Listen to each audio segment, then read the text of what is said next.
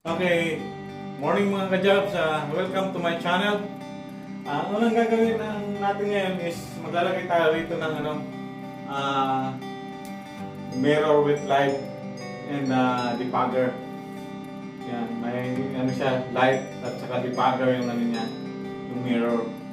So, ang una nating first step natin pag is kukuha tayo ng sintro. Yan, magsisintro tayo. Pagkatapos natin kumuha ng sintro is dito, kukuha tayo ng sintro din dito.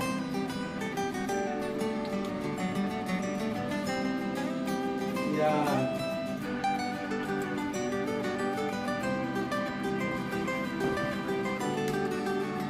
Tapos, lagyan natin siya ng marker.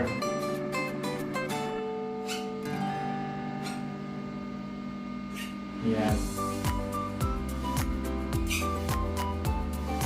Yan siya. So, mayroon tayong center. Pero, itong marker na to is nai-erase yan eh. Nai-erase na kanya ganyan eh. Okay? So, ngayon tayo. Lilinya ulit dito ng palipago. Ngayon, mag-i-start na tayo magbutas ng tiles. So, yun, nag-layout na ako. Sinukat ko yung salamin, yung likod ng salamin, yung mga butas ng salamin, sinukat ko na. Tapos yan ang niliaut ko, nilagyan ko na siya ng marker. Yun ang gagawin natin ngayon, bubutas tayo. So, ang unang gagawin, mag-ano ka ng concrete nail, tsaka yung hammer, tapos lagyan mo siya ng counting dent or kaya yung parang pinaka-guide mo. Kasi pag hindi mo siya gano'n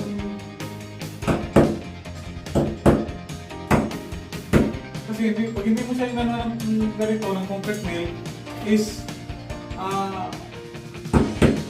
yung drill bit mo is tatakbo-takbo lang kung saan pupunta. Kaya kailangan lagyan mo siya ng parang pinaka-guide mo siya ng concrete.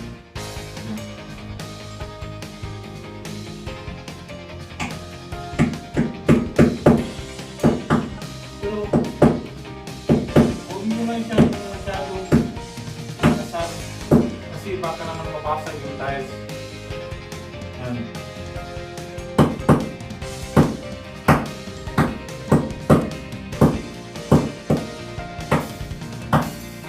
Ayan, okay?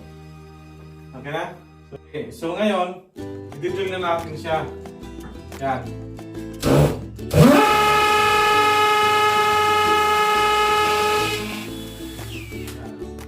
May guide kasi yung drill bit mo, hindi siya tatakbo-takbo, hindi siya mag-out of place sa bubutasan mo. Yan.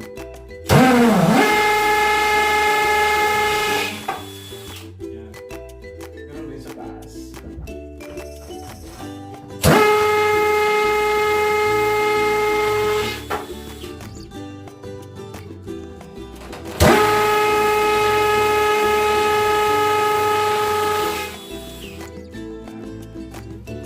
Okay?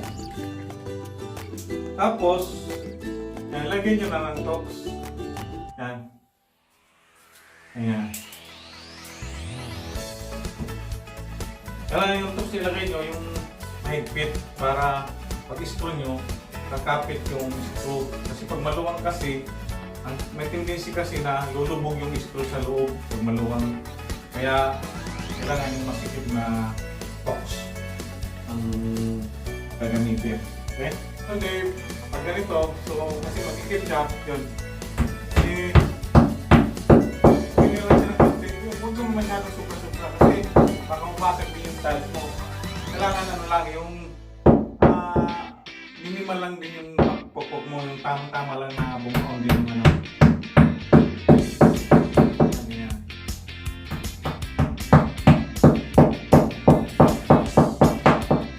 meron talagang ginagamit na ano, yung tinatawag na rubber mallet o yung rubber hammer, yung pang ano nito, yung pang pokpok. Okay? Ngayon, kakapitan na natin siya ng screw. Yan.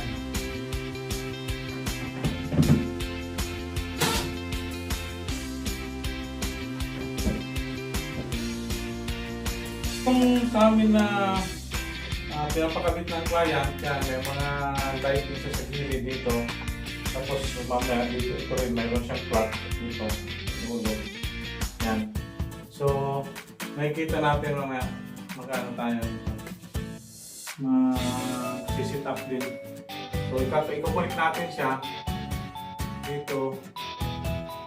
Yan. Electrically nga. Para magkaroon ng power yung dapat sa yung debugger.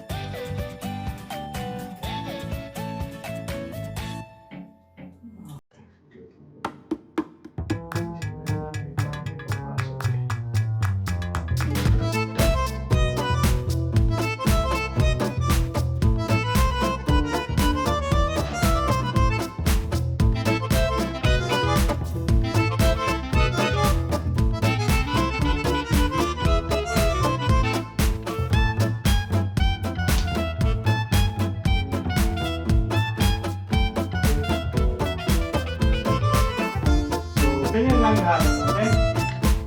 Ayan po. Nakabit po natin yung ano, yung mirror. Ayan. Ganyan siya. So, ang next natin na is titistingin natin kung gagana siya. Okay? Okay. Okay. Dito na. So, yung ano nito mga ka-jobs, yung ito, sensor.